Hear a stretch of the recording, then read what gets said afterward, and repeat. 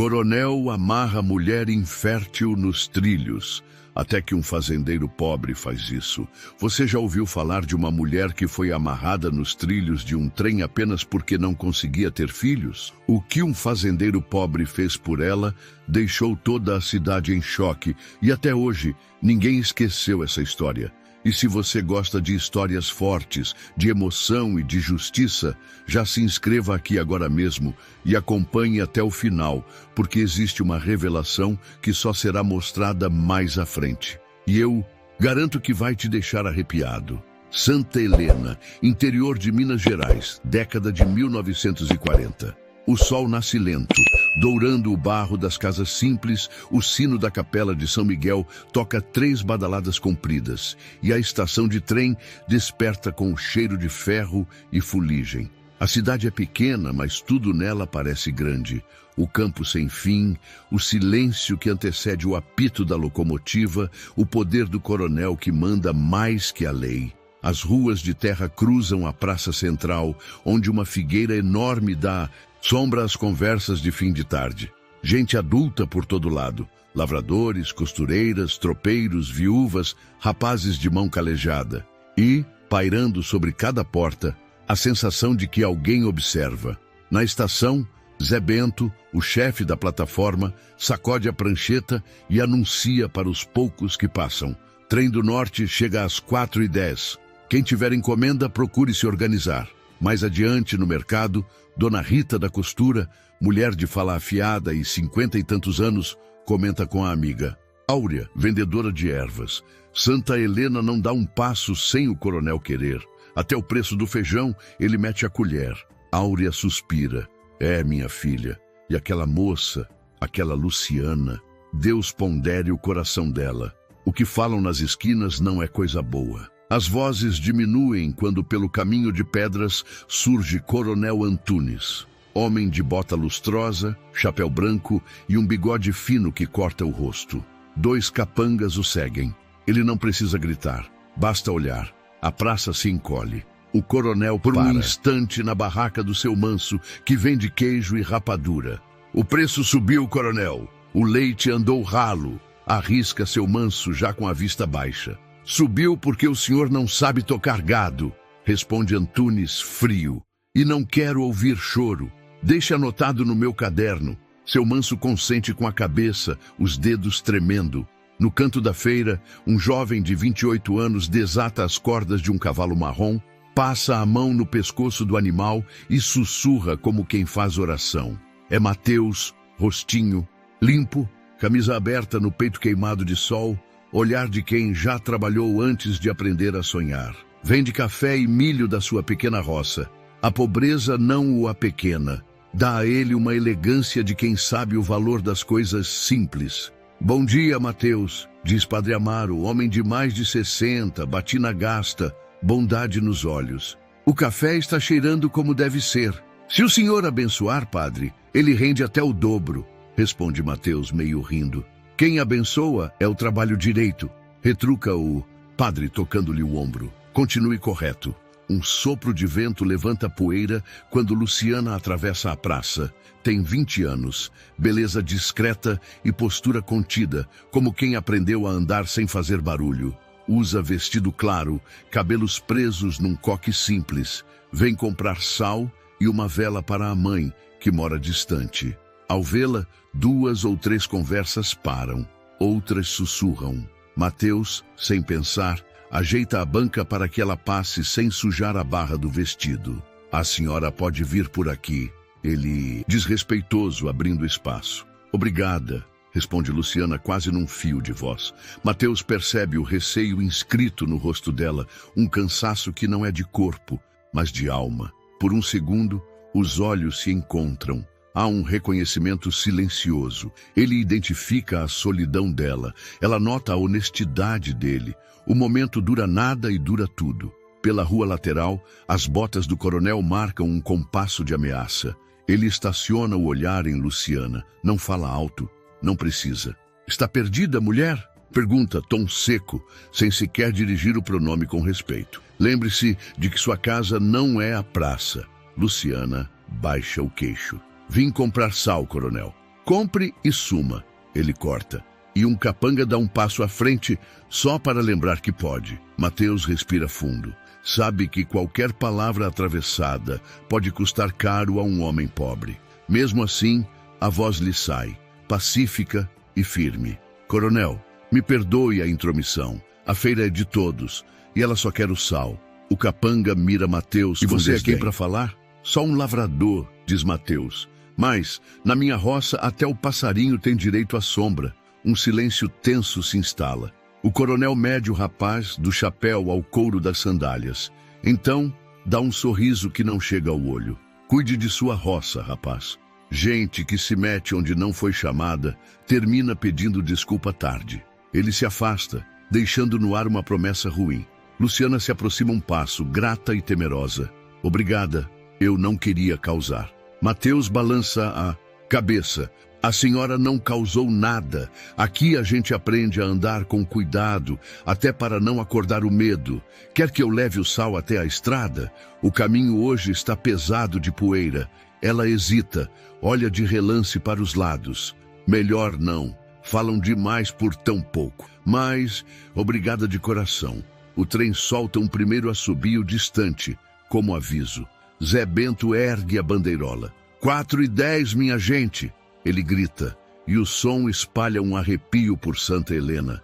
A locomotiva, além de trazer encomendas, traz notícias e leva boatos. O trilho é o fio que costura os destinos, e também pode cortá-los. Na venda do seu Onofre, 2 homens adultos trocam palavras baixas.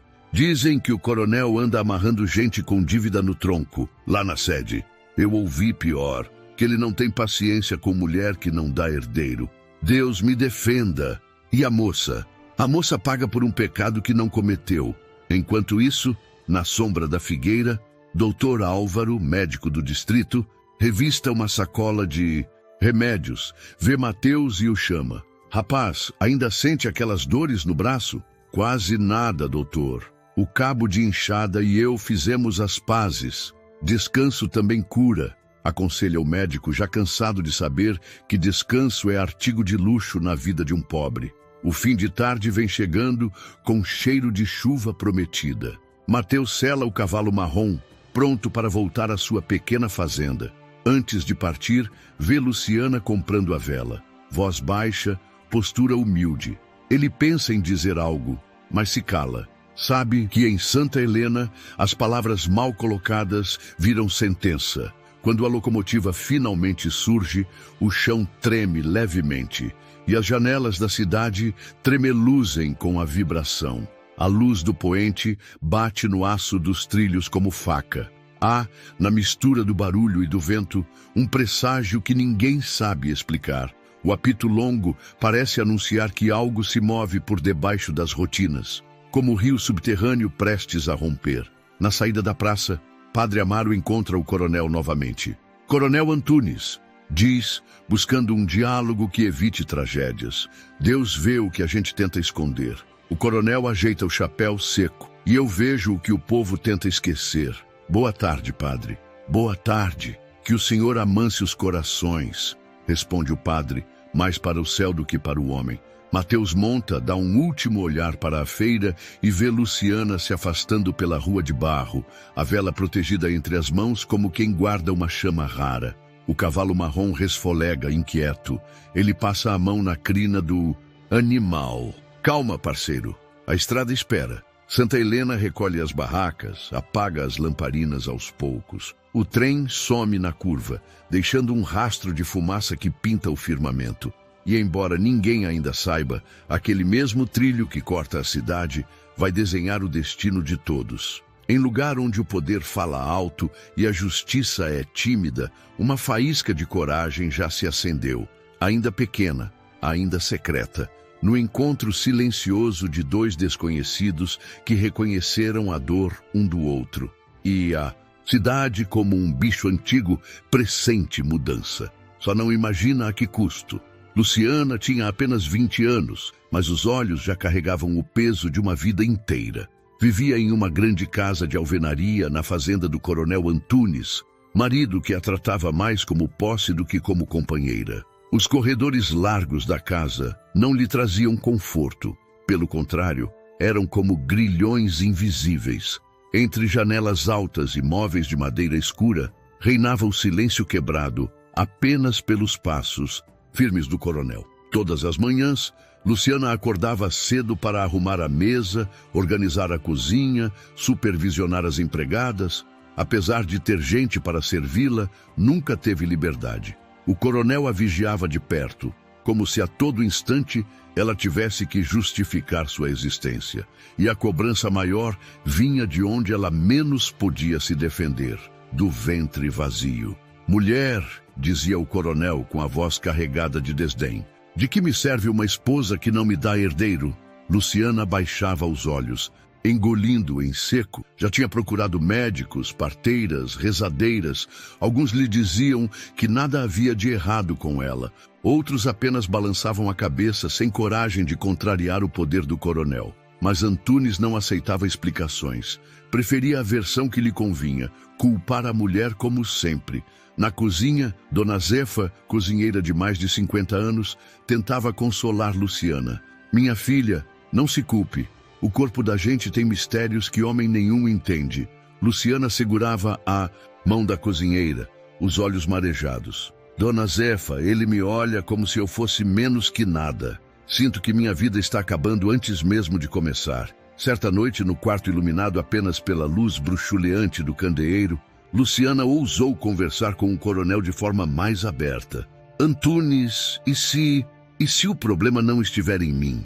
Já pensou nisso?" Ele largou o copo de cachaça com força sobre a mesa de cabeceira. "Se atreve a me acusar, mulher?" A voz dele soava como trovão. "Eu sou... Homem, você é a estéril desta casa, não eu." Ela encolheu os ombros, reprimindo as lágrimas. Sabia que naquela casa sua voz era menos que um sussurro. O silêncio imposto por ele a sufocava mais do que as paredes. Luciana passava horas olhando pela janela, observando o horizonte da fazenda. A vista alcançava os trilhos de trem ao longe. Às vezes pensava em caminhar até lá e desaparecer, mas lhe faltava coragem. O coração ainda tinha a esperança de que, em algum lugar, alguém pudesse enxergá-la, além da marca cruel de mulher infértil.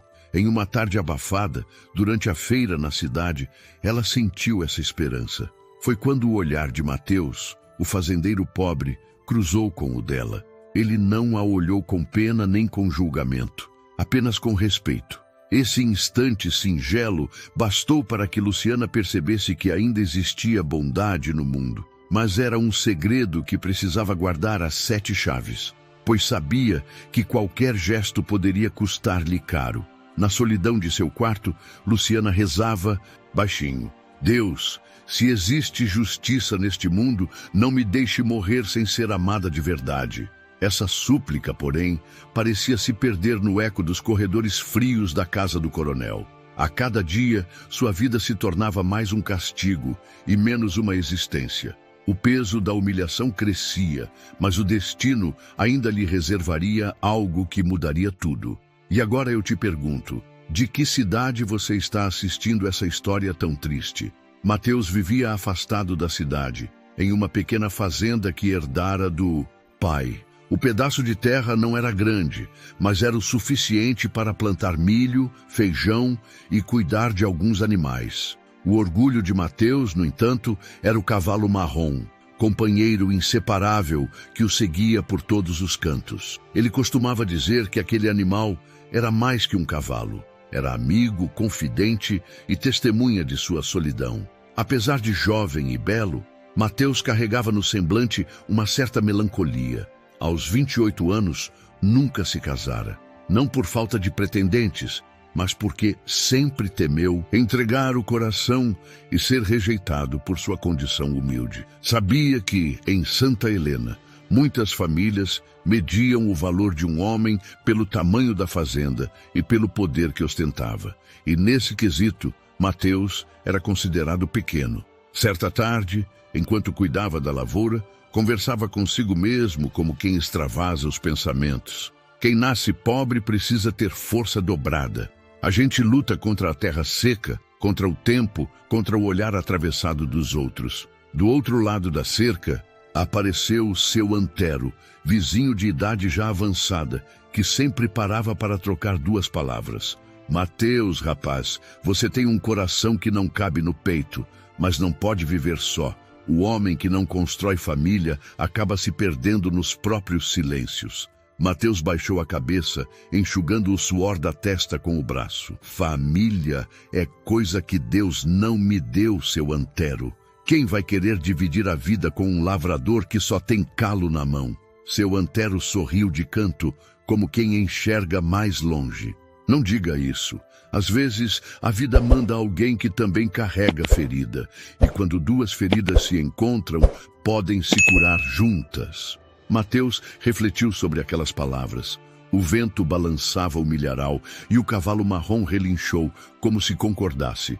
Mas o jovem não sabia que naquele exato momento, Luciana, a moça triste e desacreditada pelo coronel, pensava quase o mesmo, olhando pela janela de seu quarto. As noites de Mateus eram silenciosas, embaladas apenas pelo som dos grilos e do ranger da madeira da casa simples. No quarto de paredes nuas, guardava um retrato antigo dos pais. Às vezes, falava com eles em voz baixa. Se ainda pudessem me ouvir, eu só queria ter alguém para cuidar. Não de riqueza, não de poder. Só alguém que me visse como homem de verdade. E embora não soubesse, o destino já estava traçando os caminhos. A dor que ele carregava se encontraria com a dor de Luciana.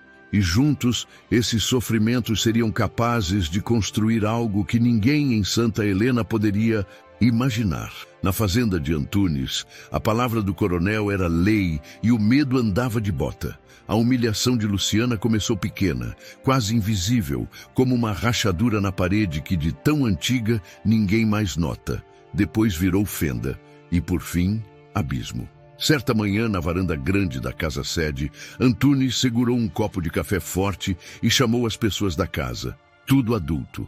Capatazes, duas empregadas, o cocheiro. Luciana ficou em pé, um pouco atrás, mãos cruzadas na frente do corpo. Ouçam.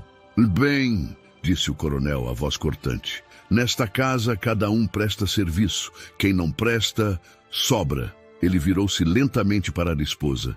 E tem gente aqui que não presta para o mais importante, dar continuidade ao meu nome. Dona Zefa, que ajudava com a mesa, apertou a concha de servir para não derrubar o caldo. Luciana respirou fundo.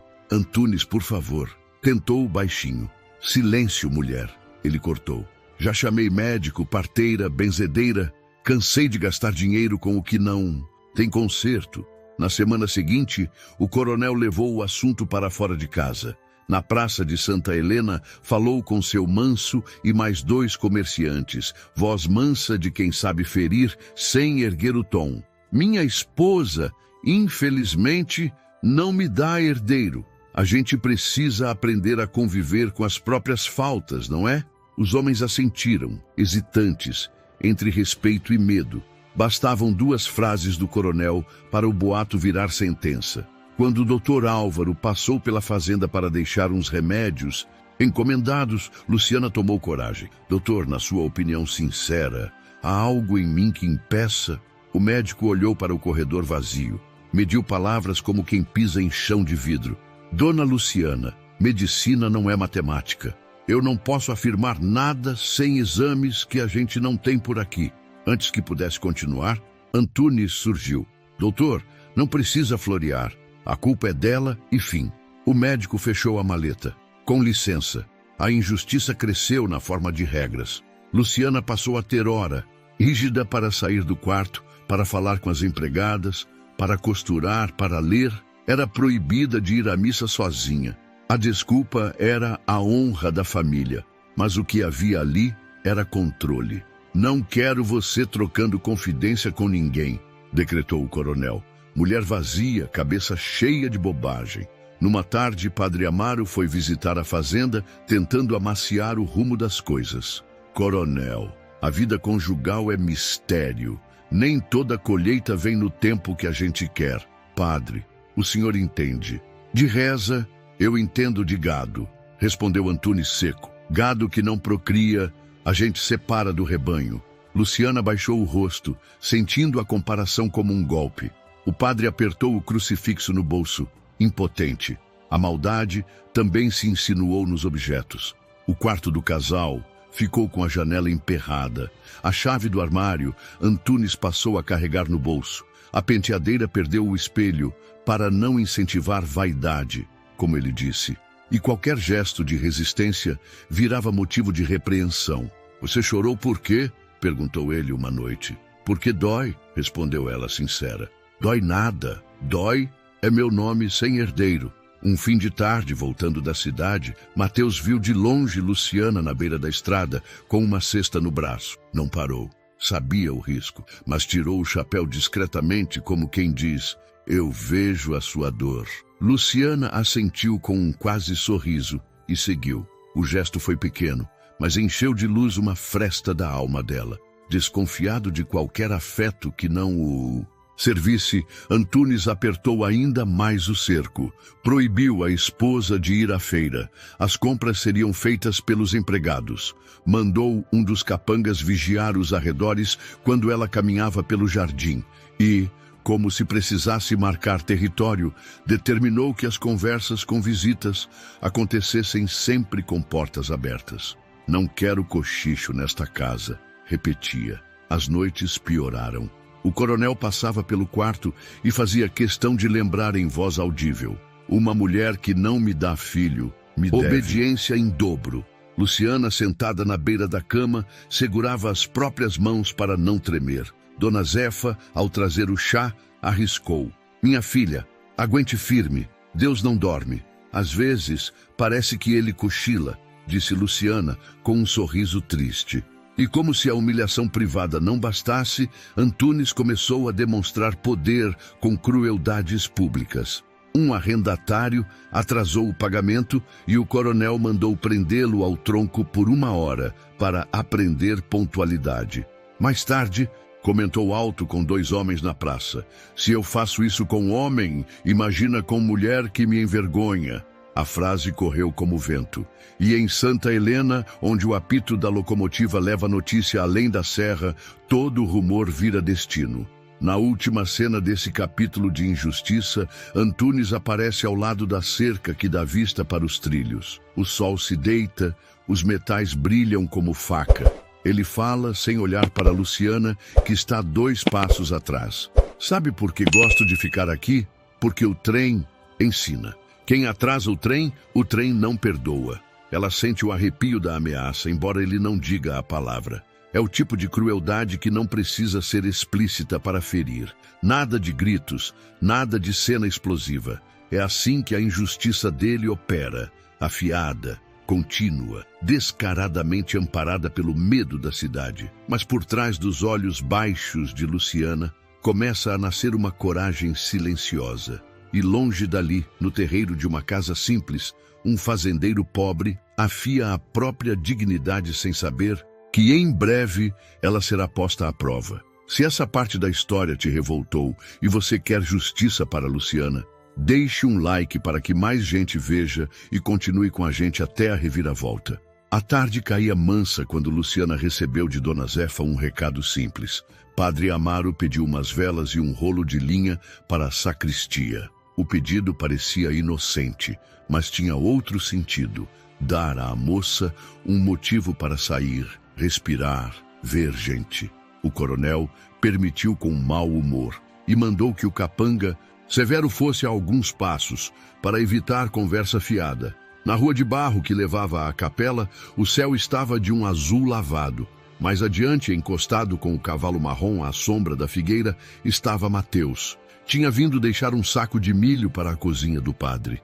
Não esperava encontrar ninguém, muito menos ela. Quando Luciana apareceu, os 2 pararam sem combinar, como se o tempo fizesse uma gentileza rara. Severo ficou alguns metros atrás, fingindo olhar o horizonte. O silêncio entre os 2 dizia mais do que 1000 perguntas. Mateus tirou o chapéu com respeito. Boa tarde, dona. Ele começou, voz baixa. O caminho até a capela anda cheio de pedra. Quer que eu leve a sacola? Obrigada, seu Mateus. Eu consigo, respondeu Luciana, tentando manter firmeza.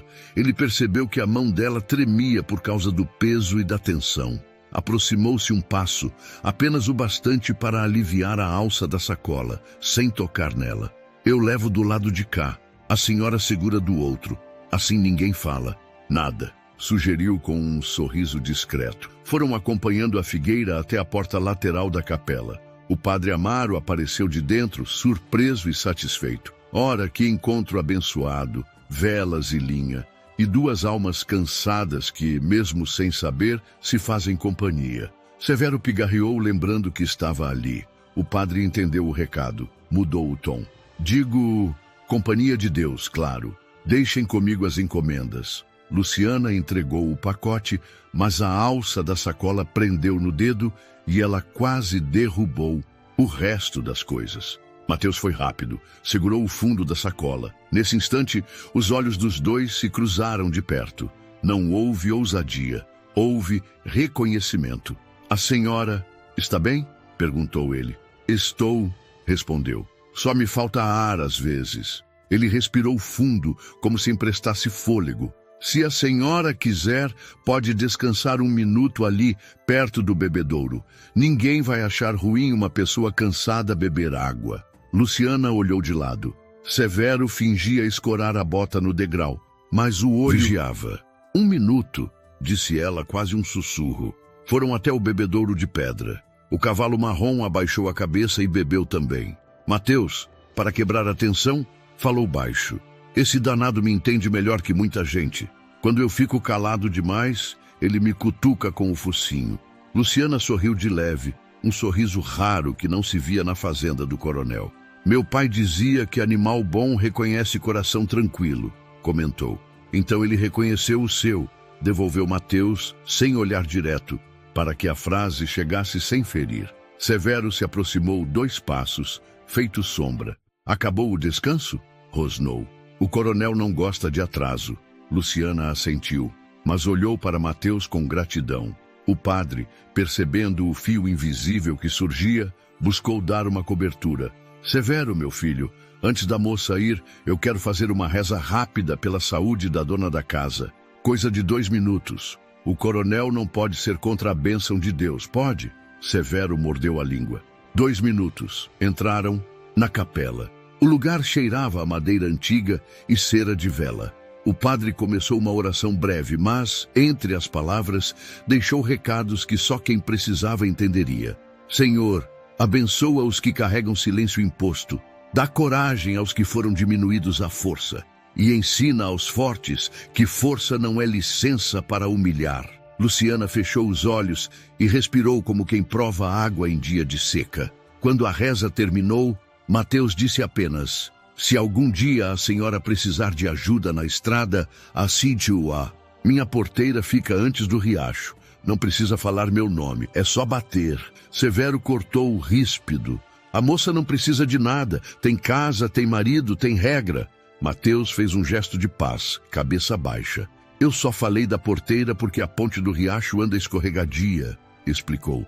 Eu mesmo caí semana passada. Não queria que ninguém se machucasse. Vamos, ordenou Severo a Luciana, apontando para a saída. Na porta da capela, o destino pregou uma peça. O salto do sapato de Luciana enroscou num degrau quebrado e ela cambaleou. Mateus segurou seu braço por reflexo, firme o bastante para não deixá-la cair, suave o bastante para não ferir. Durante um segundo, as mãos se encontraram como se já tivessem se procurado pela vida inteira. Ele soltou rápido, respeitoso. Desculpe, disse recuando. Obrigada, respondeu ela com voz ainda trêmula. Severo viu o gesto, mediu o risco. Não falou nada naquela hora, mas guardou a cena como pólvora seca. Na cabeça dele, qualquer gentileza podia virar boato, e boato era arma. Luciana atravessou o adro da igreja com o coração batendo alto. Não era amor nascendo, não ainda. Era apenas a certeza de que alguém a via como pessoa. Sentiu pela primeira vez em muito tempo que a vida não precisava ser só dor. Do outro lado, Mateus prendeu o cavalo marrom e observou de longe até ela sumir na curva da estrada. Depois, encostou a mão no peito e sorriu de um jeito que parecia pedido e promessa. No caminho de volta, Severo resmungou perto do ouvido dela. O coronel não gosta de surpresa, e eu menos ainda. Luciana não respondeu. Na memória, ficou o toque rápido que a impediu de cair, a água fresca na boca seca, a reza que dizia o que ela nunca conseguiu dizer. Ao longe, o apito do trem cortou o fim de tarde. O som veio como presságio. Em Santa Helena, trilho é faca de 2 gumes, liga destinos e pode ameaçá-los. Naquela noite, enquanto a casa do coronel apagava as luzes, uma nova claridade discreta se acendeu. Não era chama de lamparina, era coragem. E coragem em terras de medo é sempre um encontro proibido à espera de desfecho. Querendo ou não, a roda do destino dera o primeiro giro. Na noite do encontro na capela, Luciana voltou para a fazenda com um cuidado que não era de passos, mas de respiração. Cada suspiro parecia ter dono naquela casa. Severo entregou um relatório seco ao coronel, palavras medidas para ferir sem se comprometer. A dona Luciana demorou no adro. O padre rezou. O lavrador Mateus estava por perto. Educado demais para o meu gosto. Coronel Antunes acendeu um charuto e ficou olhando a brasa como quem namora um pensamento ruim. Educado? Ironizou. Em Santa Helena, homem pobre, quando não é obediente, vira atrevido. No quarto, Dona Zefa trouxe chá de capim santo. Beba devagar, minha filha. Chá quente ajuda a engolir os dias frios. Luciana assentiu, com as mãos em volta da xícara. Às vezes eu penso que meu nome acabou, disse. Sobraram só os apelidos que ele inventou. O que sobra de nome, Deus devolve em verdade, respondeu a cozinheira. O mundo roda. Nos dias seguintes, a cidade seguiu seu compasso. Sino da capela, apito do trem, poeira na praça. Mas dentro de Luciana, algo tinha se movido. Não era desobediência, era sobrevivência. Ao pensar no rapaz do cavalo marrom, lembrava-se de uma frase simples. Eu vejo a sua dor. Era o suficiente para segurar o corpo de pé. Numa manhã de céu fechado, ela foi à venda de seu Onofre buscar querosene. Com Severo, claro, 2 passos atrás. Na esquina da figueira, Mateus ajeitava sacos de milho na carroça. Não se olharam de primeira como quem respeita a regra do mundo. Mas o cavalo marrom, danado de sabedor, esticou o pescoço e relinchou baixo, como quem chama pelo nome que a gente não ousa dizer. Bom dia, disse Mateus, com o chapéu na mão e a voz bem simples. Bom dia, devolveu Luciana, discreta. Severo entrou na venda para ver o preço do sal. Em 2 ou 3 segundos, que pareceram uma eternidade, o silêncio deles falou. A senhora conseguiu dormir? Perguntou Mateus. A gente dorme quando o corpo apaga, respondeu ela. Mas o pensamento fica aceso igual lamparina. Quando a lamparina entrar vento, ponha a mão em concha. Às vezes, só de cercar a chama, ela resiste, disse ele, sem poesia, só verdade. Severo voltou e cortou a conversa com a presença. Ainda assim, do bolso, Mateus tirou um pequeno trancelim de couro, coisa de arreio, e ofereceu sem encarar. Caiu do meu alforge. Se achar por aí, guarda pro dono. Luciana entendeu. Não era presente, era sinal. Pegou e guardou no punho do vestido, como quem recolhe um pedacinho de estrada. À tarde, a chuva desabou. Trovão estourando na serra, telhado cantando. O coronel, de mau humor, rondou a casa como bicho preso. Severo, amanhã cedo quero minha esposa na porteira dos fundos. Vai aprender a medir o tempo das coisas. Sim, coronel. Luciana ouviu e não entendeu. Medir o tempo de quê? O jeito torto daquele aviso acendeu um pressentimento. Quando a chuva amansou, Padre Amaro apareceu na varanda encharcado pedindo abrigo. Boa noite. Vim trazer um folheto de novena, coronel. Falou firme, mas os olhos procuraram Luciana. Reza ajuda a atravessar noite comprida. O coronel deixou por conveniência. O padre aproveitou para deixar 2 frases que pareciam bênção, mas eram recado. Filha, quando o coração estiver sem caminho, não esqueça de 3 coisas. Água, palavra e testemunha. Água para lavar o medo.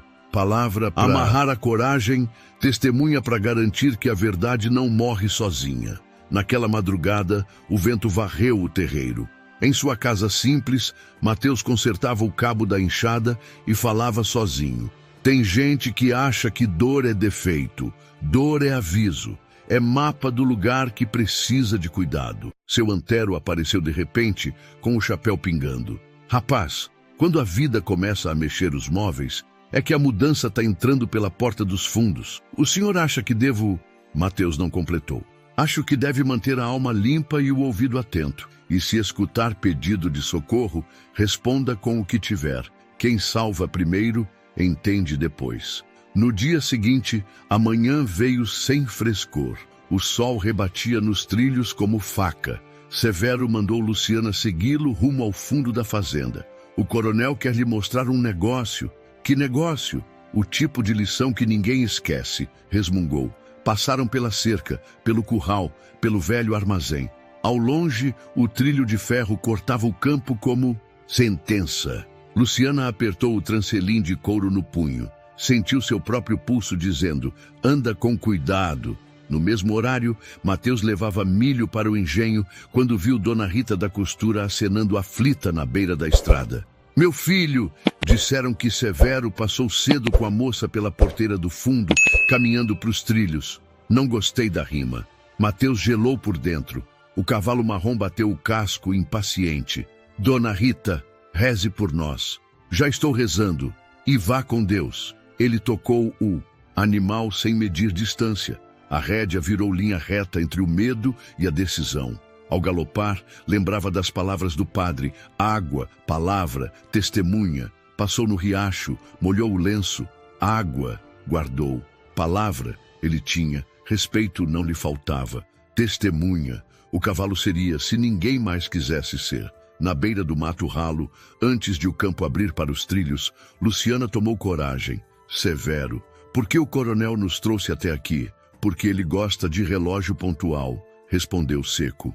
E também gosta que todo mundo entenda quem manda no tempo dos outros. Eu não sou gado, disse ela firme, surpresa com a própria voz. Severo virou ligeiro. Não é mesmo? Gado dá cria. A crueldade veio curta, mortal. Luciana segurou o choro com a dignidade que ainda tinha. O vento trouxe o apito distante do trem, primeiro fraco, depois mais claro. O som cortou o céu. De trás, o trote do cavalo marrom começou a se aproximar. Mateus surgia como quem sai de dentro do próprio medo. Os olhos de Jinsi. Luciana e Mateus se encontraram pela segunda vez sem testemunha humana, mas com Deus ouvindo. Ele não disse, eu te amo. Disse algo muito mais urgente. Eu estou aqui. Ela não disse, me salve. Disse algo muito mais verdadeiro.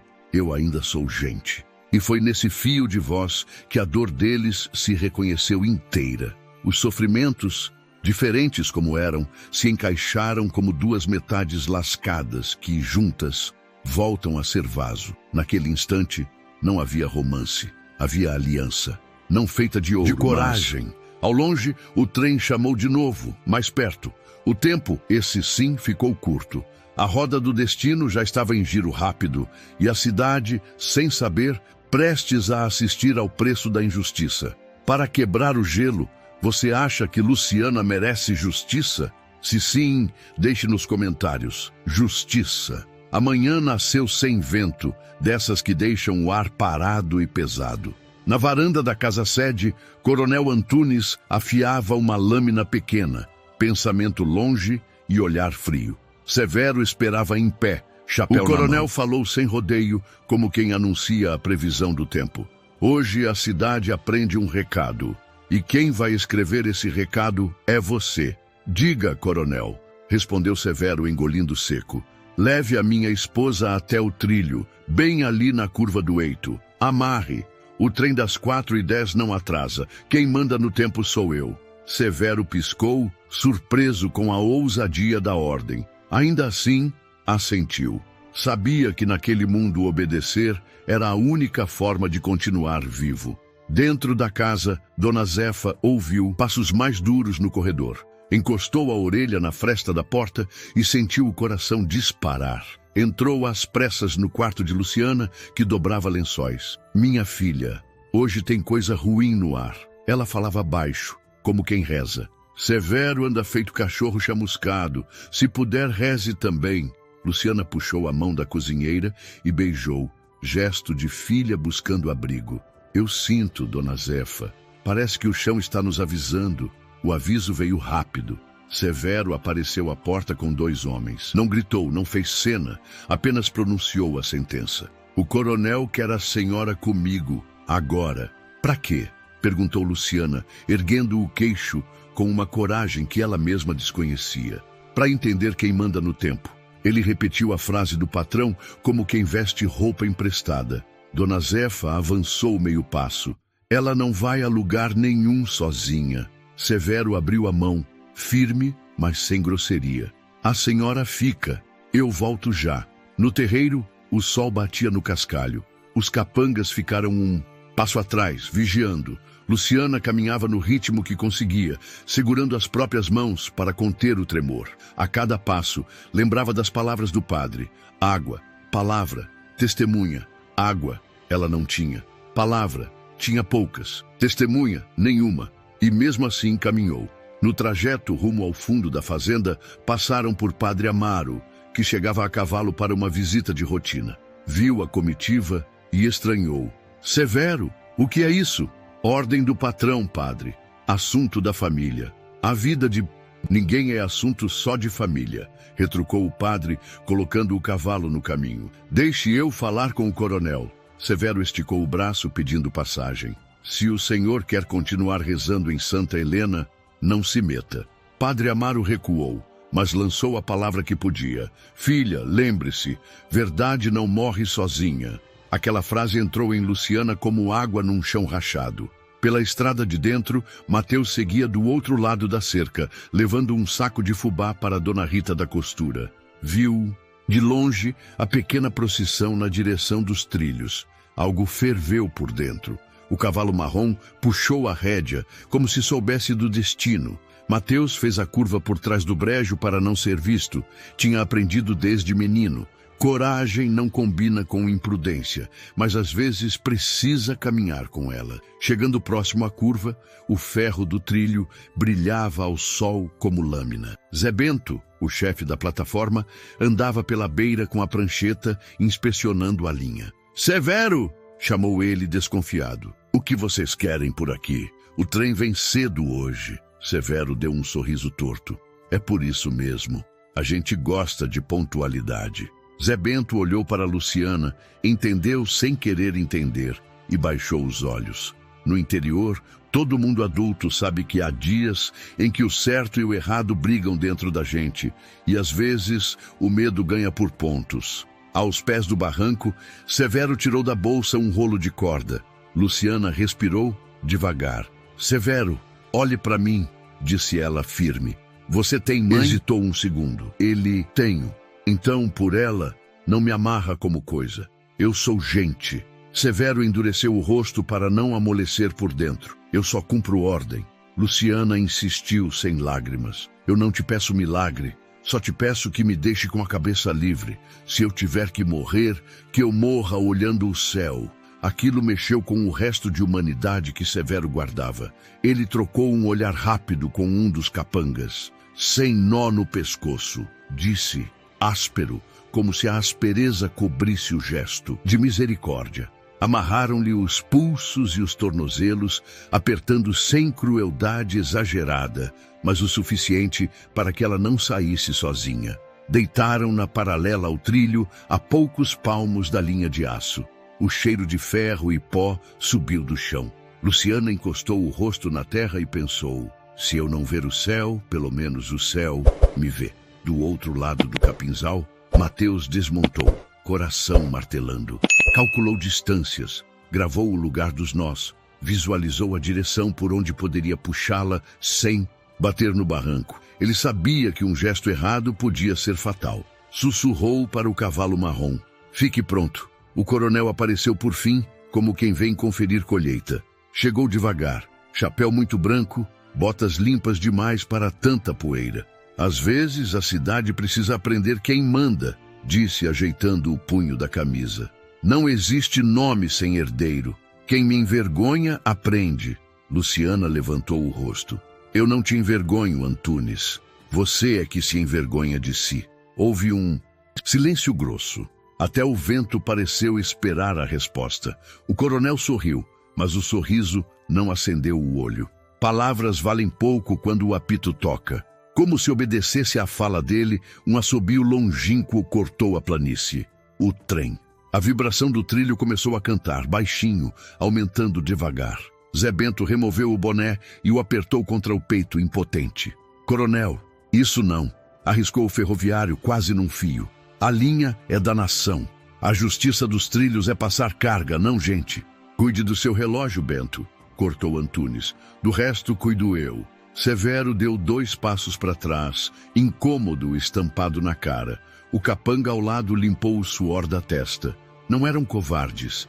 Eram homens que aprenderam a obedecer cedo demais. Luciana fechou os olhos e puxou do fundo o último pedaço de fé. Se existe Deus, que ele me veja agora. Mateus, escondido a poucos metros, sentiu que era a sua hora também. Metade de si tremia, metade se firmava. Pôs o lenço molhado no bolso. Água. Abriu a boca, mas engoliu o grito. A palavra viria certa no momento certo. Quanto à testemunha, ergueu os olhos. O cavalo marrom e o céu bastariam. O som da locomotiva cresceu, trazendo junto a tremedeira do chão e a poeira levantando do lastro. A decisão cruel estava completa. A mulher amarrada, o trilho vibrando, a cidade invisível prendendo o fôlego. Antunes virou as costas, satisfeito com o próprio teatro. Não precisava ver o final, bastava saber que todos entenderiam o recado. Foi quando o cavalo marrom fincou os cascos, como se dissesse, agora. Mateus segurou a rédea curta, os olhos fixos nos nós. A história corria sobre ferro e tempo, e dali em diante, cada segundo teria o peso de uma vida. A injustiça estava posta, o destino prestes a responder. O som da locomotiva veio primeiro como lembrança de infância, depois como ameaça. O trilho vibrou, fino, até virar tremor no chão. Luciana sentiu a terra pulsando debaixo do rosto. O cheiro de ferro, graxa e poeira raspou a garganta. Não. Havia gritos, só respirações presas. Até o vento parecia com medo. Severo, a voz dela saiu calma, estranhamente clara. Olha para mim mais uma vez. Ele olhou. Havia anos de obediência naquele rosto endurecido, mas também havia mãe, havia infância, havia fome. Tudo aquilo se encontrou quando ele encarou os olhos dela. Eu só cumpro ordem, repetiu, mas agora parecia repetir para convencer a si mesmo. Zé Bento, mais adiante, sacudiu a prancheta como se fosse bandeira. Andou até a lateral do barranco, avaliou a curva, calculou o tempo. Tirou do bolso um lenço desbotado e girou no alto desesperado. Era gesto antigo de ferroviário pedindo cautela. Sabia que maquinista não para trem pesado do nada, mas homem precisa tentar até quando não dá. Antunes! Ele arriscou sem tirar o boné do peito. Isso passa da conta. É crime contra Deus e contra a linha. O coronel Antunes não moveu um músculo. Firmou o chapéu na cabeça, impassível, como se assistisse a um espetáculo que ele próprio dirigia. Crime, disse, quase rindo, é deixar meu nome sem herdeiro. Luciana fechou os olhos por um instante e puxou do fundo a ladainha que Padre Amaro lhe deixara. Água, palavra, testemunha. Água, ela não tinha. Palavra, tinha poucas, mas ainda tinha. Testemunha. O céu bastava. Eu não sou falta na vida de ninguém, disse abrindo os olhos. Eu sou pessoa. A frase cortou o ar. Mateus, que observava escondido na borda do capim, sentiu a coragem se alinhar no corpo como quem acha o prumo. Ele avaliou o nó dos pulsos, a posição dos tornozelos, o barranco, a distância até os dormentes, a chegada do trem. Tocou o cavalo marrom na garupa, baixinho. É agora ou nunca, mas ainda não. O apito estourou a curva. A máquina apareceu, preta, cuspindo fumaça, trazendo consigo o ranger de metal e o compasso dos vagões. Severo deu 2 passos para trás, como quem quer se proteger da própria escolha. O capanga ao lado empurrou o chapéu até as sobrancelhas. Tenso. Se amaciar, o coronel frita Gente, sussurrou o capanga. Severo respondeu sem voz. Dentro dele, 2 homens brigavam. O que aprendeu a obedecer e o que lembra do cheiro do colo da mãe. O olhar dele caiu nos tornozelos de Luciana. Ele viu a pele marcada pela corda e sentiu uma fisgada que não vinha do corpo. Dona Zefa apareceu lá em cima do barranco, ofegante, agarrada à barra da saia. Não tinha força para descer, mas tinha voz. "Coronel, pelo amor que sua mãe um dia teve no Senhor!" gritou. "O Senhor pode tudo, menos mandar no coração de Deus." Antunes virou o rosto de leve, aborrecido, como quem espanta a mosca. "Leva essa língua velha para a cozinha", ordenou, sem elevar o tom. Dona Zefa ficou. Não parecia ter mais medo de homem nenhum. No trilho, a música do aço ficou grossa. A locomotiva soltou outro apito, agora encorpado, e o maquinista, um homem adulto de braços fortes, avistou formas na linha. Ele puxou o freio contínuo com tudo que tinha. O ar comprimido chiou alto. Os vagões rangeram num coro de ferrugem. Trem pesado não para por milagre, mas às vezes diminui o suficiente para dar tempo à coragem. Mateus esperou o momento certo. Quando sentiu o recuo do trem tentando se deter, arrancou no galope por trás do barranco, cortando no ponto exato onde o capim abre.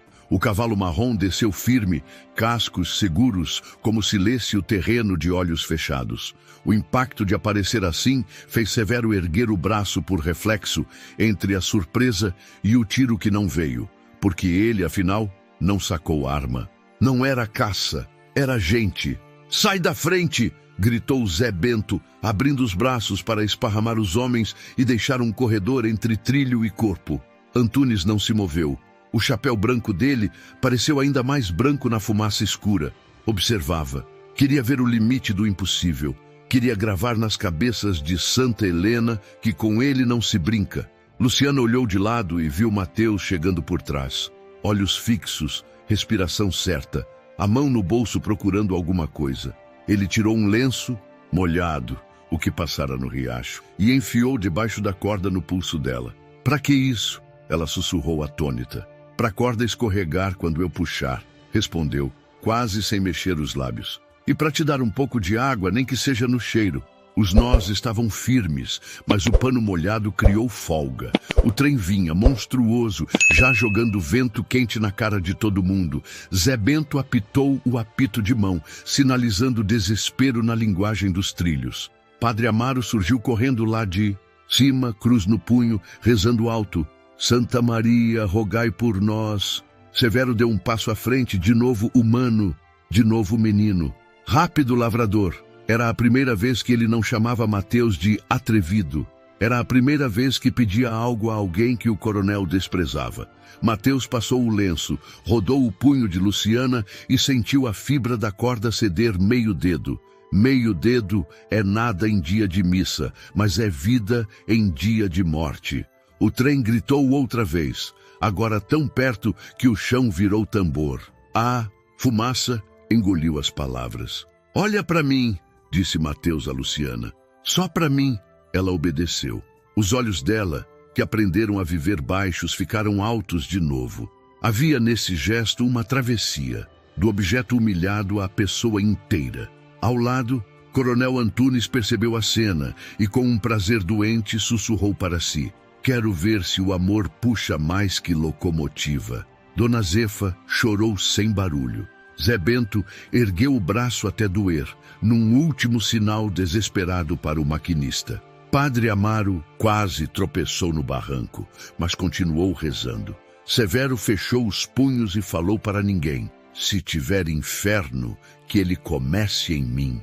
Mas não agora. Mateus sentiu a folga virar brecha. A brecha virou passagem para um gesto que precisaria ser feito no tempo de um relâmpago. Ele inspirou a coragem toda, firmou os pés no lastro e preparou o corpo para um único movimento.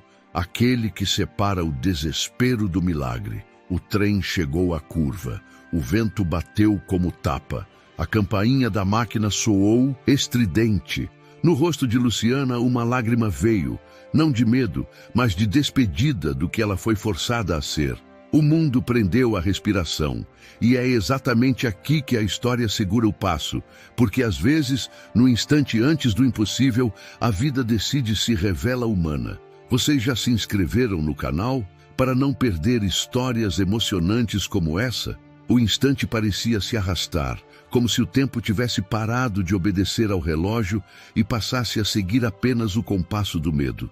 O trem já vinha imenso, cuspindo fumaça negra, chacoalhando os trilhos. O solo vibrava como coração em disparada. Os olhos de todos se fixaram naquela cena. Luciana deitada, amarrada, o cavalo marrom relinchando forte, e Mateus em posição de salto, pronto para enfrentar não só o ferro da locomotiva, mas também o poder de um homem que ninguém ousava desafiar. Mateus não pensou em riqueza, não pensou em consequência, só pensou na vida dela. Segurou firme o lenço molhado que já tinha dado folga nos nós, gritou para si mesmo: "Agora!" Puxou Luciana pelos braços com uma força que nem sabia que tinha. O corpo dela deslizou pela corda, arrastando poeira. O trem já cuspia vento quente na nuca de ambos. Zé Bento berrou do barranco, o apito na boca, como se pudesse ajudar a empurrar o tempo para trás. Luciana sentiu o mundo rodar. Por um segundo, acreditou que ia morrer ali mesmo, esmagada sob ferro e fumaça. Mas, de repente, foi envolvida pelos braços de Mateus. Ele se jogou de lado, puxando-a junto, os dois rolando pelo chão pedregoso até o barranco de terra. O cavalo marrom saltou para trás, como se também entendesse que o perigo estava sendo vencido no fio de um segundo. O trem passou com um estrondo ensurdecedor. O ar quente da locomotiva lambia o rosto deles enquanto rolavam para fora dos trilhos. Vagão após vagão riscou o horizonte, levantando poeira, deixando atrás de si apenas o silêncio pesado de quem quase testemunhou uma tragédia. Luciana caiu de lado, braços e pernas marcados pelas cordas, a respiração descompassada. Mateus, ofegante, manteve o corpo sobre o dela por alguns instantes, protegendo-a da poeira e das pedras soltas. "Você está viva", ele disse, a voz embargada, olhando nos olhos dela. "Enquanto eu respirar, ninguém vai decidir o seu fim."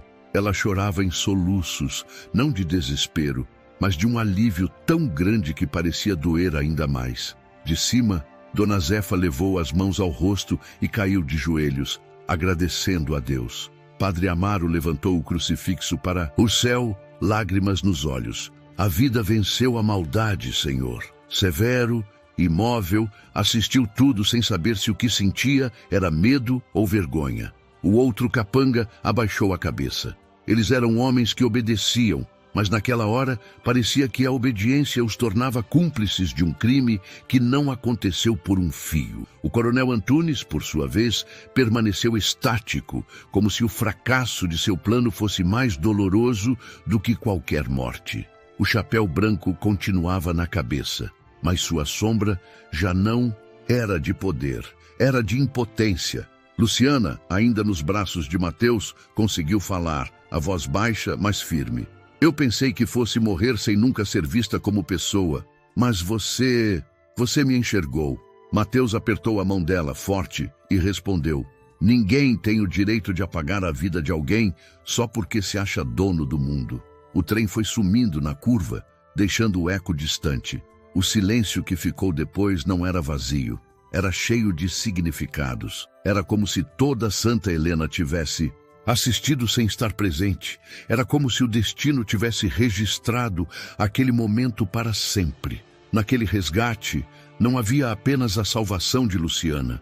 Havia também a revelação de um homem que preferiu desafiar a morte a se curvar diante da injustiça. E assim, a coragem de Mateus rompeu as correntes da crueldade. Mas o que viria depois, a reação do coronel e a revelação guardada no coração de Luciana, ainda mudaria tudo de vez. O trem já tinha passado, deixando o mundo em silêncio de igreja, depois de tempestade. A poeira foi baixando devagar, como se respeitasse os sobreviventes. Mateus, ainda arfando, manteve o corpo de lado para fazer de escudo a Luciana. Ela respirava curto, as marcas das cordas queimando a pele.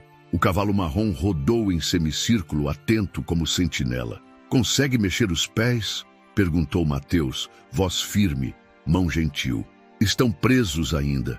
Ela apontou com o queixo para os tornozelos. "Mas eu estou viva, viva e inteira." Ele respondeu, como quem sela um pacto. Zé Bento desceu o barranco tropeçando nas pedras, prancheta debaixo do braço e o coração nas mãos. Tirou do bolso um canivete antigo e o estendeu. "Toma, rapaz, a linha é da nação, mas hoje o dever é te dar lâmina para cortar essa indignidade." Mateus assentiu. Ajoelhou-se, enfiou a ponta do canivete entre a corda e a pele de Luciana, cuidando para não ferir. O nó tinha sido apertado por mãos experientes. Ainda assim, aos poucos, foi cedendo. A cada volta que a corda soltava, Luciana parecia recuperar um pedaço do nome. Lá em cima, Dona Zefa chorava miúdo, as mãos trêmulas seguras no peito. Padre Amaro chegou por trás dela e a amparou, o crucifixo pendendo da mão.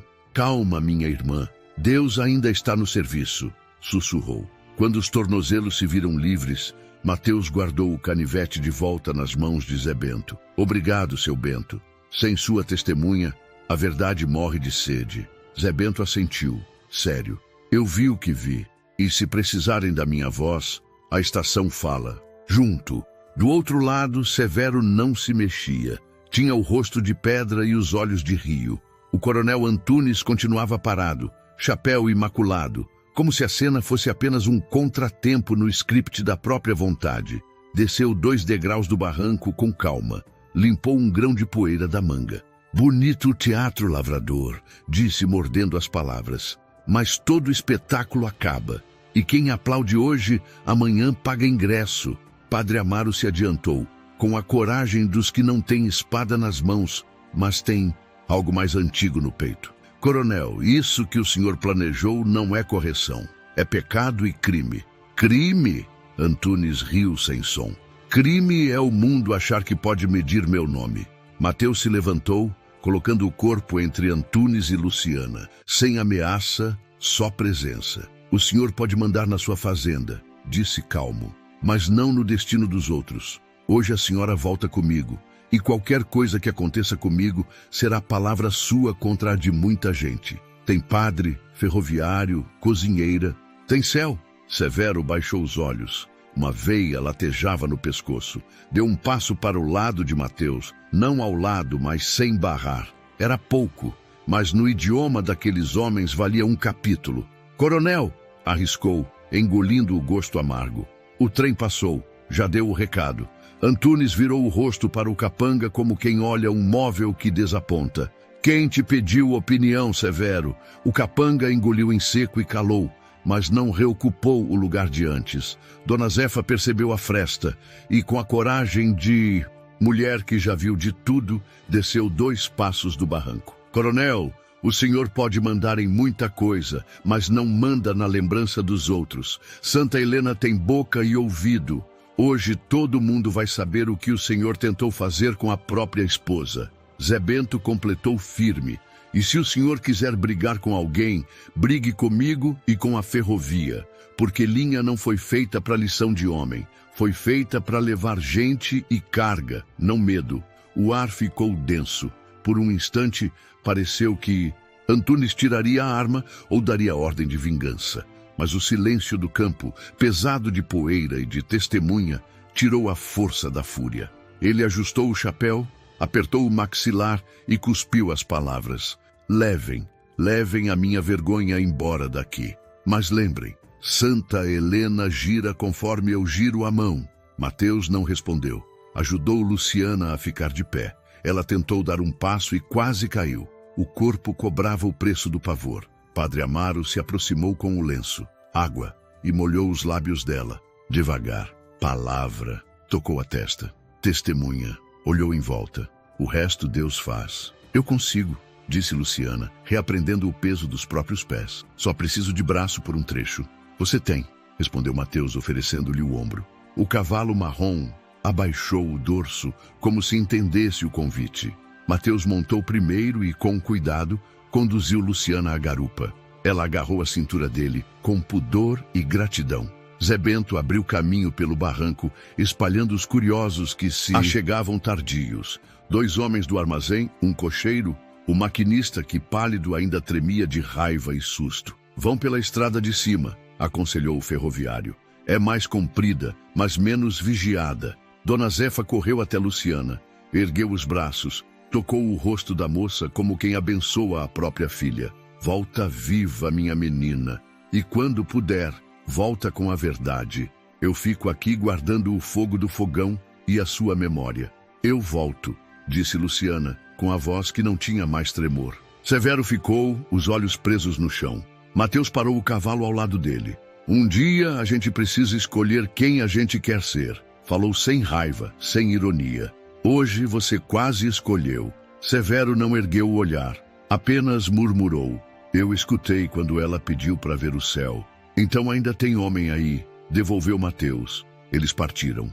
O trote do cavalo marrom soava certo, como relógio novo. Subiram pela estrada de cima, a poeira mais fina, o capim roçando as canelas do animal. Padre Amaro caminhou atrás por algum tempo em oração até a vista cansar. Zé Bento ficou na guarda dos trilhos, anotando mentalmente cada detalhe. A hora, a posição, as falas, como quem escreve um boletim que um dia será exigido. Na metade do caminho, o vento trouxe cheiro de chuva distante. Luciana respirou fundo e, pela primeira vez em muito tempo, sentiu que o ar entrava inteiro.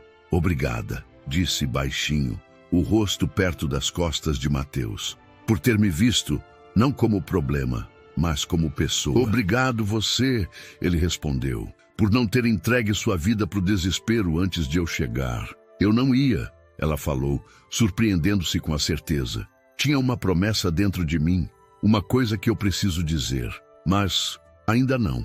Mateus não insistiu. A palavra promessa ficou ali, como brasa sob cinza, guardando o calor para o momento certo. Chegaram à porteira da pequena fazenda de Mateus. O rancho simples, a sombra da mangueira, o curral arrumado. O mundo parecia menor e mais humano. Ali. Aqui você está em casa, disse ele, ajudando-a a descer. Pelo tempo que precisar. Luciana apoiou os pés no chão de terra batida. Sentiu a firmeza. Dona Rita da Costura apareceu do caminho, puxando o chale pelos ombros. Eu vi vocês passando apressados e vim ver se precisava de mão de mulher, disse, já com os olhos marejados. Deus me livre, quanta prova. Precisa sim, Dona Rita, respondeu Mateus. Um banho morno, roupa limpa e silêncio bom. A vizinha entrou, célere, como quem entende a urgência do cuidado. Luciana olhou ao redor.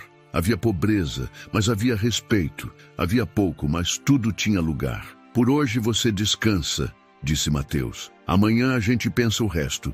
E quando a senhora quiser falar, eu escuto. Ela assentiu. E enquanto a tarde descia, o rumor do trem já longe virou só memória. O perigo imediato tinha ficado para trás. O caminho diante deles, porém, prometia enfrentar algo ainda mais duro.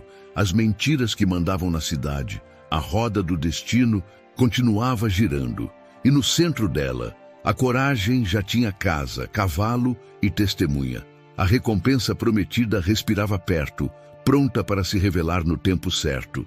A tarde se desfez em tons de cobre na pequena fazenda de Mateus. Dona Rita da Costura ferveu água no fogareiro, esfregou com cuidado as marcas de corda nos pulsos de Luciana e deixou, sobre a cama simples, um vestido limpo que ela mesma ajustou às pressas. O cavalo marrom pastava perto, como sentinela mansa. Na varanda, o vento batia, de leve nas folhas da mangueira, trazendo um silêncio que não era vazio, era respiro. Toma este chá com mel, disse Dona Rita. Desce macio e acalma o peito. Luciana bebeu. As mãos ainda tremiam, mas os olhos não. Mateus esperou sem pressa, sentado no batente, chapéu ao lado, olhar que não exigia respostas. Eu te disse no caminho que havia uma promessa dentro de mim, começou Luciana, a voz firmeando. É hora de dizer qual é. Quando você quiser, respondeu Mateus. Aqui, ninguém puxa. Palavra de ninguém. Ela assentiu, respirou mais fundo e fitou as próprias mãos, como quem confere se estão, enfim, livres. Eu não sou infértil, Mateus. A frase saiu inteira, como pedra que enfim encontra o chão. Nunca fui. Dr. Álvaro me examinou como pôde, meses atrás, e me disse: não vejo impedimento em você, minha filha. Ele escreveu num papel de próprio punho. Me deu escondido. Dona Rita levou a mão à boca, surpresa contida. Então, por que o mundo... Porque o mundo é mais fraco do que parece, respondeu Luciana, amarga e calma. O coronel... Ela procurou as palavras. Não conseguia ser marido. E, para não carregar sozinho a vergonha, inventou a minha culpa. Ameaçou o doutor para que calasse. Eu escondi o bilhete num lugar que nem fogo alcança.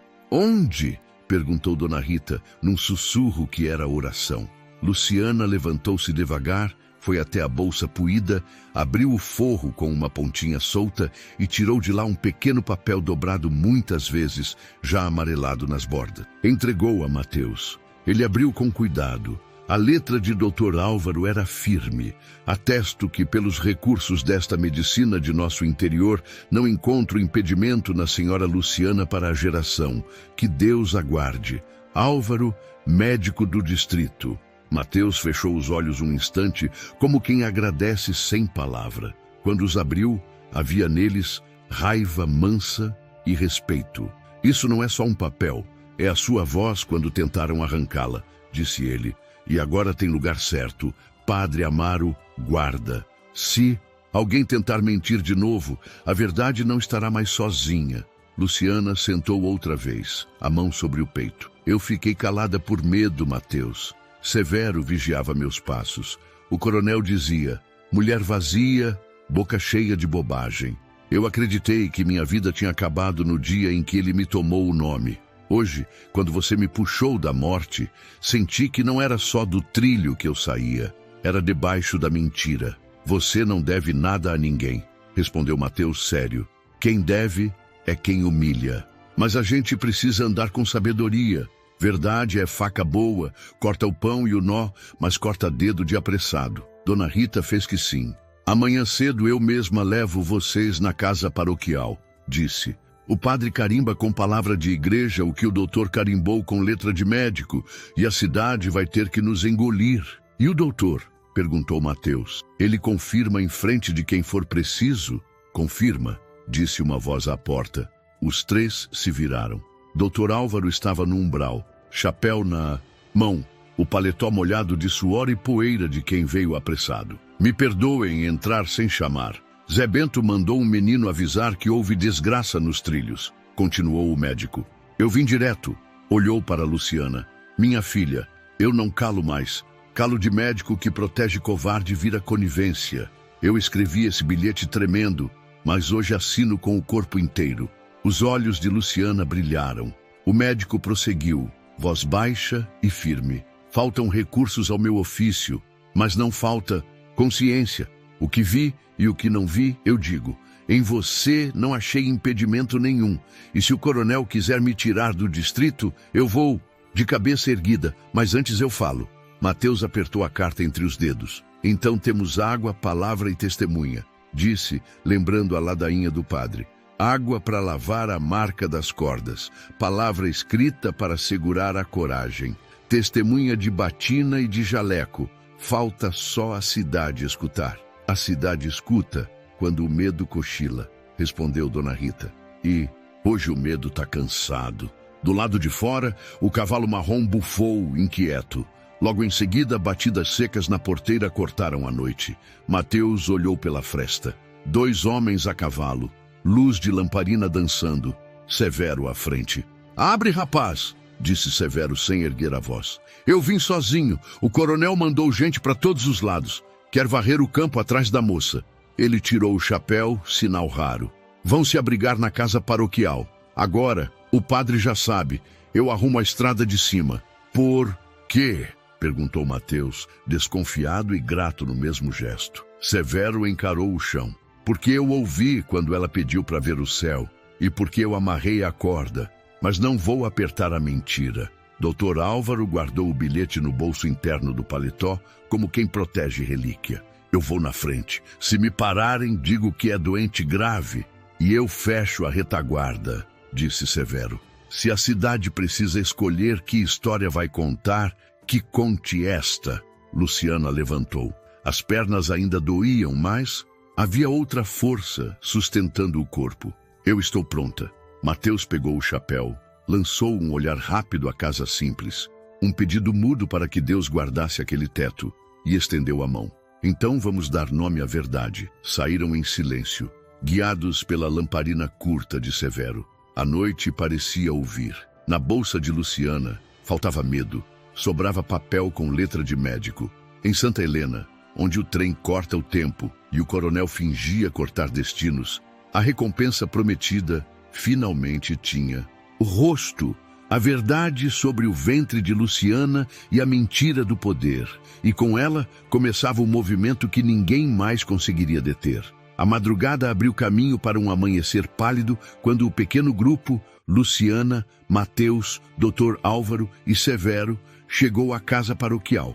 O sino da capela de São Miguel ainda não tinha tocado, mas Padre Amaro já os esperava. Batina simples, olhos firmes. Entrem, meus filhos. Hoje é dia de tirar a voz da gaveta, disse, abrindo espaço. Na mesa de madeira, Padre pôs um caderno grosso, tinteiro e pena. Dr. Álvaro se adiantou, tirou do bolso o bilhete amarelado e o alisou com o cuidado de quem coloca uma verdade no berço. Mateus ficou ao lado de Luciana, não como guarda-costas, mas como chão. Padre, escreva aí. Declaro como médico deste distrito que não encontrei impedimento na senhora Luciana para a geração, ditou o doutor, e acrescente. Fui pressionado a me calar. Hoje não me calo mais. Eu assino embaixo com a casa de Deus, disse o padre, tremendo só na mão, não na voz. Severo pigarreou, encostado ao batente, não estava acostumado a falar onde palavra era sagrada. Mesmo assim, levantou o rosto. Posso botar minha letra também? Eu vi... Travou, recomeçou. Eu amarrei a corda a mando do coronel, mas eu deixei a cabeça dela livre, porque ela me pediu para ver o céu. Isso eu assino. O padre puxou outra folha. Diga seu nome completo, meu filho. Palavra sem nome vira vento. Severo Apolinário de Souza, proferiu, como quem assume o próprio rosto pela primeira vez. Do lado de fora, a cidade acordava. Na praça, Dona Rita da Costura cochichava com Dona Zefa, que chegara mais cedo, enxugando as lágrimas com a barra do avental. Ele tentou matar a moça no trilho, disse Dona Zefa, a voz que mistura dor e coragem. Mas o bem chegou a cavalo. Em pouco tempo a notícia inchou e a casa paroquial virou porto. Zé Bento, o ferroviário, veio com a prancheta e o apito no pescoço. Eu falo o que vi, afirmou. E, digo mais, trilho que carrega ameaça não é trilho, é faca. A ferrovia não é cúmplice. O murmúrio de gente adulta, fiéis, lavradores, costureiras, cocheiros, encheu o pátio. Ninguém berrava. Era uma indignação de quem trabalhou a vida inteira e aprendeu a dar nome às coisas. Padre Amaro abriu a porta e pediu silêncio com a mão. Santa Helena, hoje a igreja não é só templo, é tribuna de consciência, disse. Vamos ouvir na ordem. Por respeito às barbas brancas, ele chamou primeiro o doutor Álvaro, recém-escrito e assinado. Depois chamou Zé Bento, que narrou horário, posição, distância do trem, o apito, o freio, o desvio, sem exagero, com a precisão de quem mede o dia pela régua da ferrovia. Por fim, ergueu os olhos para Severo. O capanga respirou fundo, buscou as palavras nos bolsos da alma e falou para a cidade que o conhecia como sombra. O coronel Antunes mandou amarrar a patroa nos trilhos. Eu obedeci, até onde aguentei. Não puxe arma para mim.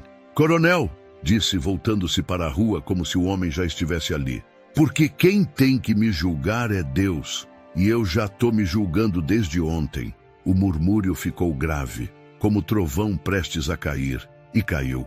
não em forma de violência, mas de presença. Coronel Antunes surgiu no adro com 2 homens. Chapéu branco, paletó alinhado, o mesmo ar de quem acredita mandar no vento.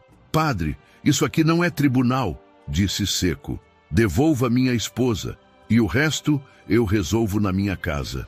Padre, Amaro deu um passo à frente. A sua casa é a sua casa, mas o corpo dela é dela, e a consciência da cidade é nossa. Aqui não se devolve ninguém para a morte. Morte? Antunes ergueu o riso curto. O povo quer espetáculo, o padre dá palco. Mateus se moveu. Apenas um palmo, o suficiente para que a sombra dele tocasse a luz em volta de Luciana. O senhor pode rir da gente, disse, voz baixa, mas não da verdade. O doutor assinou. O ferroviário confirmou. O seu capanga falou. Deus ouviu. Hoje a cidade sabe. O problema não estava nela. Os olhos de Luciana ganharam altura. Ela caminhou 2 passos, sozinha, até a soleira. Não tremia mais. Antunes, quando você me chamou de mulher vazia, você estava falando de você, disse, cada sílaba uma volta da chave que abre a porta. Eu não sou menos por não ter filho, e posso ter se a vida me der. O que eu não posso é viver debaixo da sua mentira. O coronel tentou falar, mas a língua tropeçou na altivez dela. A praça se encheu de um coletivo que não era grito, era respiro. Eu quero o delegado, disse por fim, buscando a última muleta de poder. Isso é levante. Como se fosse chamado, o delegado Arimateia apareceu, bigode aparado, farda simples. Tinha sido avisado por Dona Rita que correra à estação. O que temos, padre? Temos tentativa de homicídio por exposição ao perigo, falou o doutor sem floreio. Temos coação a servidor da saúde. Temos testemunhas. O delegado olhou em volta. Não viu multidão com pedra na mão. Viu o povo de pé, e isso pesa mais que jagunço. Coronel Antunes, o senhor me acompanha até a delegacia, disse profissional, mas com a gravidade de quem conhece a terra e seus donos. Vai prestar esclarecimento, sem algema por respeito à idade e ao posto.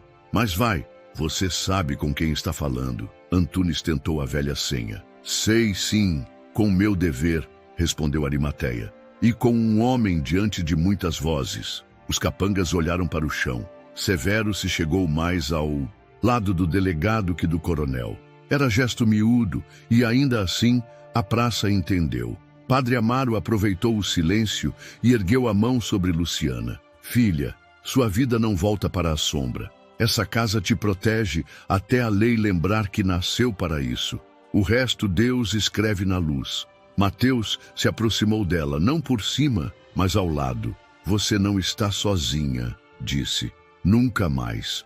Dona Zefa avançou do meio do povo, trouxe um xale limpo e cobriu os ombros da moça, como quem coroa com dignidade. Minha filha, hoje a cidade viu quem você é e quem ele é. Os olhos de Luciana encheram, mas não caíram lágrimas. A alegria que nascia era discreta, de quem sabe que felicidade também pode falar baixo. Ela virou-se para Dr. Álvaro. Obrigada por me devolver a voz escrita. E eu te agradeço por me devolver a coragem, minha filha, disse o médico. Às vezes, a gente precisa de um inocente em perigo para lembrar por que jurou cuidar. O delegado Arimateia fez um gesto e o coronel, pela primeira vez, pareceu menor do que o próprio chapéu. Saíram com passos duros, sem alarde. Não havia vaia nem aplauso. Havia um silêncio que registra. Zé Bento anotou a hora no caderno como quem marca a mudança do trilho para um novo destino. Dentro da casa paroquial, Padre Amaro voltou à mesa e, olhando para Mateus e Luciana, falou simples. A justiça dos homens começa, mas a justiça do coração já foi feita. Agora vocês dois precisam de descanso, comida quente e tempo. Depois, a vida trata do restante. Mateus olhou a sala, o teto, o chão e então olhou para Luciana como quem encontra lugar. Lá na minha roça tem pouco, mas tem paz, disse. Se você quiser, a gente volta devagar, com o povo por perto e a lei junto. E o seu nome vai onde você quiser que ele vá. Luciana respirou um ar diferente, como se o peito tivesse sido ampliado por dentro. Eu quero, Mateus, mas vamos passo a passo. Primeiro, dormir sem medo. Depois, pensar o amanhã. Pela primeira vez, o amanhã não me apavora. Do lado fora, o sino tocou. Não de luto, de chamado.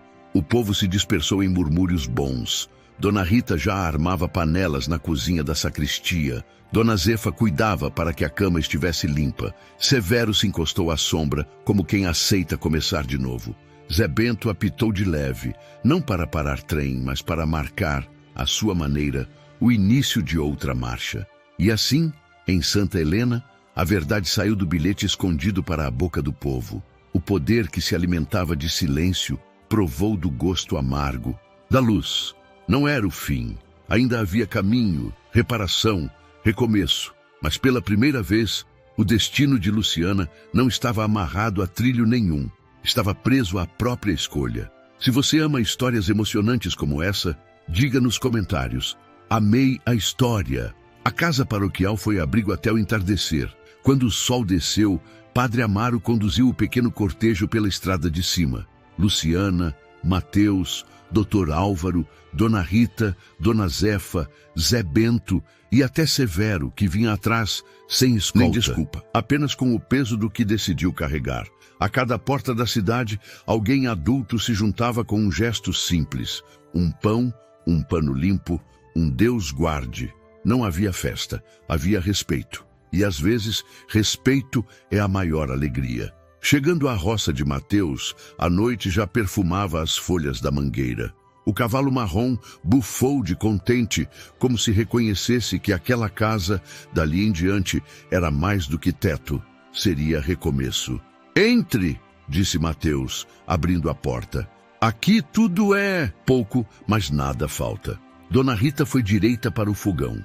Dona Zefa trouxe um lençol passado e deixou a cama pronta, ajeitando o travesseiro como quem põe paz sobre um cansaço antigo. Dr. Álvaro examinou as marcas de corda nos pulsos de Luciana e prescreveu um unguento com palavras que curavam mais que o remédio. Isso sara, minha filha. E o que não sara, a vida ensina a doer menos. Severo ficou parado à soleira, chapéu na mão. Não sabia por onde começar. Mateus resolveu por ele. Hoje você senta e come. Amanhã vê o que faz do resto da vida. Severo assentiu, humilde. Depois da refeição, o padre pediu licença e ficou de pé, no meio da sala, com a mão aberta sobre os dois. Esta casa precisa de bênção de portas, disse. Não é casamento ainda, é promessa de caminho. Deus abençoe quem chega ferido, Deus abençoe quem acolhe. Que aqui a mentira não crie raiz. Amém. Amém, ecoou baixo o coro dos que tinham trabalhado o dia inteiro. Mateus então buscou no bolso o transferim que um dia passara às escondidas no punho de Luciana, no quintal da capela. Quando eu te dei isso, era só um sinal, falou sem enfeite. Hoje ele vira aliança de promessa. Com o canivete de Zé Bento, cortou o couro em 2 tiras finas. Com cuidado, amarrou uma no próprio pulso e outra no pulso de Luciana, por cima das marcas ainda vermelhas. A casa ficou em silêncio, como se escutasse. O que me amarrava ao medo virou laço de cuidado, disse Luciana com a voz inteira. Eu aceito. Dona Zefa enxugou os olhos com o avental. Nunca vi coisa tão certa e tão simples. No terreiro, Severo pediu para falar. Não discursou, confessou. Eu trouxe 2 braços e 2 erros. Os braços eu empresto a vocês. Os erros eu peço para Deus me explicar vivendo. Se aceitarem, amanhã eu levanto a cerca de trás, que tá torta desde o temporal. Mateus não esticou a conversa. Aceito. Trabalho bom arrumar a cabeça. Dr. Álvaro ajeitou o paletó. E eu fico à disposição até o processo andar. Se o coronel tentar me tirar do distrito, eu atendo no alpendre da estação. Gente não fica sem cuidado. O padre sorriu de lado. A cidade está aprendendo uma coisa rara. Coragem em voz baixa. As horas adiantaram e cada um foi encontrando o seu lugar. Dona Rita deixou um caldo quente na trempe para quando a noite pedir um gole. Zé Bento pendurou o apito num prego da parede, brincando. Hoje quem apita é a paz. Severo, calado, varreu o terreiro. E Mateus mostrou a Luciana a roça, o canteiro do feijão, milho nascendo. a sombra que a mangueira faz ao meio-dia. Aqui o tempo corre do lado da gente, disse ele. Quando a planta cresce, a gente aprende paciência. Quando a chuva falha, a gente aprende fé.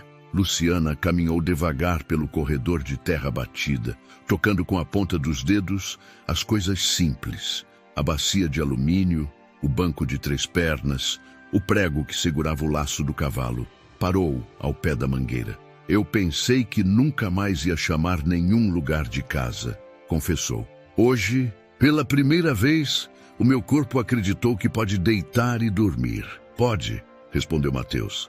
E se o medo aparecer, eu fico de vigia. Ela o olhou de frente, sem pressa, como quem aprende a pronunciar um nome novo. A minha vida não volta para o coronel, nem o meu nome. O que você quiser que o seu nome seja, a gente escreve junto, disse ele. A lua subiu, redonda, e a brisa trouxe cheiro de terra molhada de sereno. Dona Zefa cantou baixinho um acalanto antigo, desses que embalam mais a alma do que o sono. No som distante da estação, nenhum trem, só grilos e o rangido manso da madeira da casa. Era o tipo de silêncio que cura. Antes de recolherem, Padre Amaro deixou um último recado. Amanhã eu passo cedo. Temos que ir à delegacia, levar os relatos. Justiça começa com papel assinado, mas só termina quando o povo guarda a memória. Não esqueçam, o que salva uma vida também conserta uma cidade. A cidade vai consertar, disse Dona Rita. Mulher humilhada hoje é mulher protegida. Amanhã a gente aprende. Os amigos se despediram, cada um levando no bolso uma pequena vitória. A casa ficou só com os dois e o cavalo marrom que deitou o pescoço sobre a cerca, num gesto que parecia abraço. Boa noite, companheiro, falou Mateus ao animal. Amanhã tem roça e tem futuro. No quarto simples, Luciana encostou a cabeça no travesseiro e respirou fundo. O corpo doía menos, a alma quase nada. No pulso, o couro novo esquentava com o calor da pele. Do lado de fora, Mateus apagou o lampião e ficou um instante à porta, sentinela voluntária. Obrigada, disse ela, já com a voz puxando o sono. Obrigado você, ele respondeu, por voltar a ser gente inteira. A noite passou sem sobressaltos, e quando a manhã anunciou os primeiros pássaros, havia por toda a casa um sentimento que não cabia no nome alívio. Era algo mais, começo. A tristeza ainda existia, porque coisas quebradas não se consertam num dia só.